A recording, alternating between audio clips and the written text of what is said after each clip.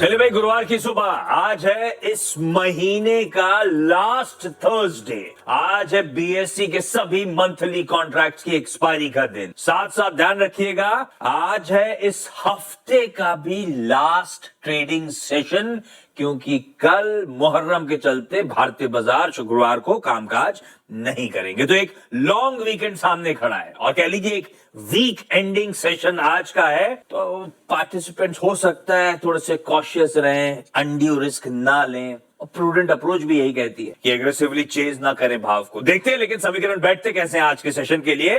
खैर, परसों के तगड़े प्रेशर के बाद उभरे तो बहुत बढ़िया कल के ट्रेडिंग सेशन में हमारे मार्केट्स। कल का इंट्राडे स्क्रीन पर लेकर आइएगा।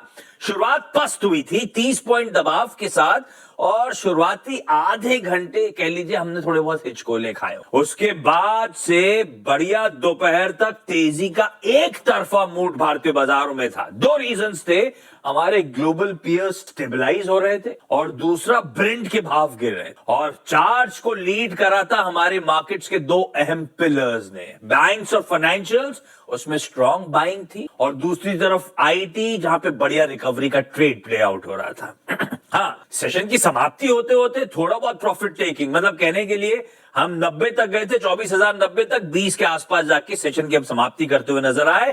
पर रिक्लेम करा कल के ट्रेडिंग सेशन में क्रूशियल 24,000 का मार्क। वो जिस 20 डेमा की चर्चा हो रही थी उसको बढ़िया तरीके से हमने डिफेंड करा और खड़े हैं वापस आके 100 डेमा की दहलीज पे, जहां पे मामला गड़बड़ाता रहा है। तो एक अहम टेस्ट भारतीय बाजारों का सामने खड़ा है। गिफ्ट निफ्टी कह रहा है पस्त ओपनिंग, लेकिन इन ग्रीन ओपनिंग की हम कर लीजिए तैयारी। 44-45.2 ग्लोब के समीकरण दिखा दीजिए भाई। हमारे एशियन पियर्स, हेडलाइन में प्रोड्यूसर साहब ने बढ़िया तरीके से मेंशन कर रखा था, मार्केट्स बाउंस बैक कर। हो सकता है माइक्रोन टेक्नोलॉजीज ने थोड़ा बहुत जोश भर दिया हो, तो आपके सामने अभी कॉस्पी दिख नहीं रहा है, लेकिन कॉस्पी वगैरह बढ़िया बाउंस बैक कर। डर वही था, डर शायद उसकी दवा वहां से आ गई। तो पियर्स अच्छा कर रहे हैं।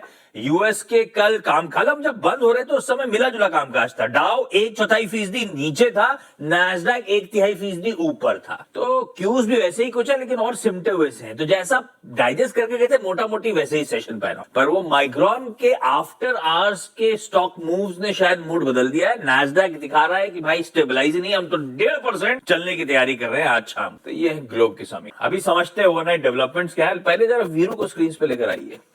कहाँ गए वीरू को रखी जा रही भाई। नोएडा के स्टूडियो से निफ्टी के सारे सीक्रेट्स खोलते हैं। उम्र का चार्ट चाहे जो कहे, वीरू आज भी मल्टी बैगर जैसे चमकते हैं। वाह वाह वाह, हैप्पी बर्थडे भाई साहब। वाह वाह, शुक्रिया आशीष, बहुत बहुत शुक्रिया, धन्यवाद। नहीं भाई, ग्लोब दिखा दिया आपको, आपके शब्दों के लिए धन्यवाद। हाँ, इससे काम नहीं बनेगा, आप जानते हैं। क्या एक तो नोएडा में अभी सुबह सुबह अकेले रहते हैं, क्या अकेले सेलिब्रेट करोगे? यहाँ भेजो, फिर देखो क्या जश्न का माहौल हम लोग रेडी करते हैं। भाई साहब, ओवरनाइट डेवलपमेंट्स कहते क्या है, काफी सारी चीजें थी। फेड के एक बैंक स्ट्रेस टेस्ट का इंतजार था, माइक्रोन के, एनवीडिया की वो एजीएम थी, पता नहीं क्या क्या डेवलपमेंट्स हैं। गुड मॉर्निंग आशीष, पहले तो वीरू भाई को जन्मदिन की बहुत बहुत बधाइयाँ, और खुद ना आए तो कम से कम कुछ पार्टी सामान भिजवा दे तो बहुत अच्छी बात होगी हमारे लिए।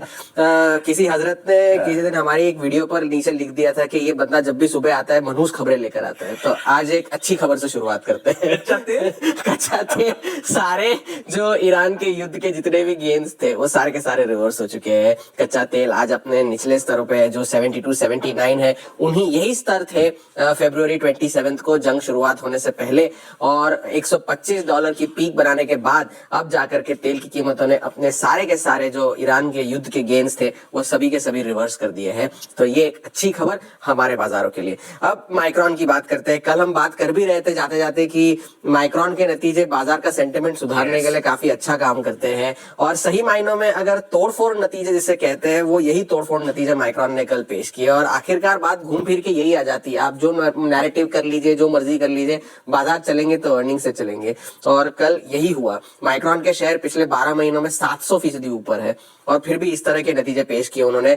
आय और ईपीएस दोनों अनुमान से बेहतर थे, लेकिन साल दर साल देखिए आय में 4 गुना का इजाफा हुआ है। डेटा सेंटर बिजनेस की आय में 7 गुना का इजाफा हुआ है, और आने वाली तिमाही में यानी कि फोर्थ क्वार्टर का जो उन्होंने गाइडेंस दिया है $50 बिलियन का, वो भी अगर आप देखें साल दर साल तो वो भी 4 गुना जो है बढ़त के साथ ही उन्होंने ये गाइडेंस दिया, क्योंकि इसी क्वार्टर में पिछले साल उन्होंने $11 बिलियन की आय जो है रिपोर्ट करी थी। कंपनी ने ये कहा है कि उन्होंने और 16 लॉन्ग टर्म अग्रीमेंट्स किए हैं जो कि 3 से 5 साल की आय को लॉक इन करके रखते हैं, और उसी लॉन्ग टर्म अग्रीमेंट से वो $22 बिलियन के कमिटमेंट्स जो है वो एक्सपेक्ट कर रहे हैं। तो लिहाजा इस वजह से स्टॉक जो है आफ्टर आवर्स ट्रेडिंग में 16% ऊपर था, और 16% की तेजी के साथ साथ जो है उसके सारे पियर्स जो के है, चाहे वो क्वालकॉम हो, चाहे वो सैनडिस्क हो, वेस्टर्न डिजिटल हो, इन सभी के शेयरों में आफ्टर आवर्स ट्रेडिंग में जबरदस्त तेजी देखने मिली। क्वालकॉम का कल इन्वेस्टर डे था जहां पे उन्होंने ये कहा कि 2029 तक उनके डेटा सेंटर सेल्स जो होंगे वो $15 बिलियन के होंगे,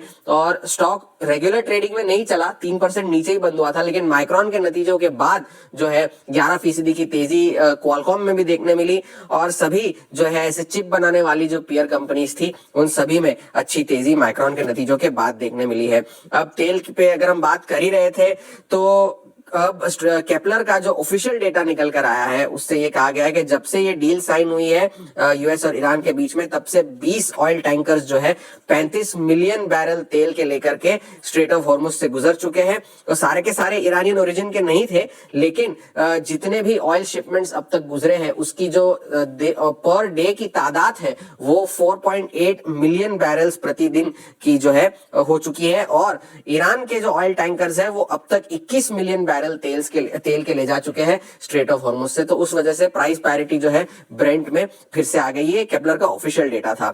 क्रिस राइट जो कि यूएस के एनर्जी सेक्रेटरी, उन्होंने भी कल ये कहा कि यूएस ने जो है ईरान की स्ट्रेट ऑफ हॉर्मुज बंद करने की जो काबिलियत है, क्षमता है, वो उसे बंद कर दिया है। डोनाल्ड ट्रंप ने भी कल ये कहा कि किसी भी तरह से जो है टोल या सर्विस चार्ज या कुछ भी जो है ईरान अगर चार्ज करना चाहेगा तो वो यूएस के लिए एक रेड लाइन होगी, वो यूएस बर्दाश्त नहीं करेगा।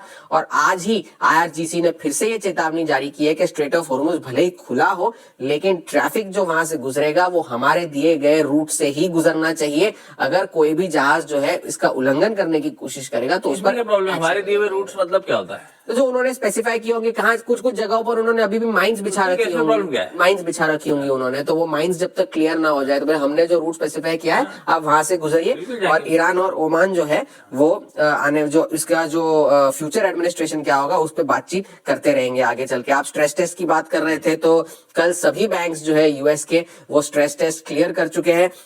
32 लार्ज बैंक्स थे, उनसे ये कहा गया था कि अगर कमर्शियल और रेजिडेंशियल रियल एस्टेट में बहुत ज्यादा स्ट्रेस हुआ, कॉर्पोरेट डेट मार्केट में स्ट्रेस हुआ, रिसेशन के ऑड्स अगर बढ़ जाएंगे तो आप किस तरह से रिएक्ट करेंगे। तो उस पूरी टेस्ट में सभी बैंक्स क्लियर हो गए हैं, और सभी बैंक्स ने क्लियर होते ही ये अपना डिविडेंड पे आउट बढ़ाया है तिमाही आधार पर, और जेपी मॉर्गन ने $50 बिलियन का बायबैक अनाउंस कर दिया है, और मॉर्गन स्टैनली ने भी $20 बिलियन का बायबैक अनाउंस किया है जिसकी कोई एक्सपायरेशन डेट नहीं है। आज का सबसे बड़ा ट्रिगर पीसीई इन्फ्लेशन है, हालांकि माइक्रॉन ही सबसे बड़ा ट्रिगर होगा, लेकिन पीसीई का इन्फ्लेशन भी आना है क्योंकि वो फेड के लिहाज से एक बहुत इंपॉर्टेंट गेज है देखने के लिए।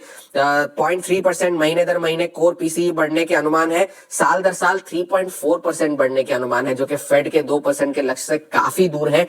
तो इस पे बाजार की नजरें होंगी। और दूसरी चीज, डॉलर में मजबूती जारी है, और उस डॉलर की मजबूती की वजह से सभी मेटल्स की पिटाई हो रही है। सोना 4000 के नीचे है, चांदी $60 के नीचे है। तो ये सारी चीजें हैं। माइक्रॉन के नतीजे अच्छे थे, टेक शेयर्स आज अच्छा कर सकते हैं। लीजिए भाई साहब, ये है ग्लोब के बढ़िया से समीकरण, हमारे लिए इंपॉर्टेंट। अगर सेंटिमेंट बिगाड़ने का काम किसी चिप स्टॉक्स ने करा था तो वहां पे मूड सुधर गया एकदम से, और दूसरा कच्चा तेल जब से वॉर सरदर्द कर रहा था तो जहां शुरुआत हुई थी वॉर की, कच्चा तेल खड़ा हुआ था, आज वहीं वापस लौटा। तो क्यूज तो अच्छे, कितना भुना पाएंगे हम देखते हैं। जैसे किसी ने ट्विटर पे अभी भी लिखा है कि हैप्पी बर्थडे पाजी, आज ब्रेकआउट करा दो। क्या स्टॉक मार्केट से इंपॉर्टेंट न्यूज आपसे मिस ना हो तो स्टॉक मार्केट अलर्ट चैनल को सब्सक्राइब करके जरूर जाइएगा।